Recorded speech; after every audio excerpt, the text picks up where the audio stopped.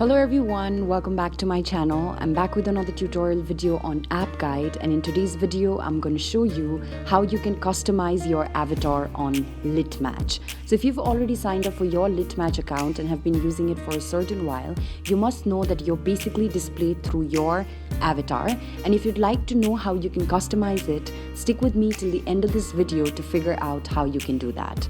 So for this, first of all, make sure that you've already downloaded the Litmatch app on your mobile device, and then head over to the app.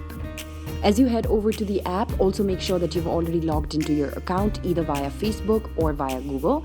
And then when you land on a page that looks like this, that is your home page, you can see that on the bottom right corner, there's a Me option that will lead you towards your profile. Tap on it.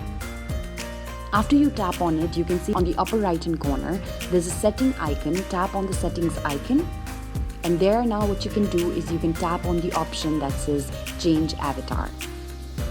As you tap on Change Avatar, different avatars will be displayed to you.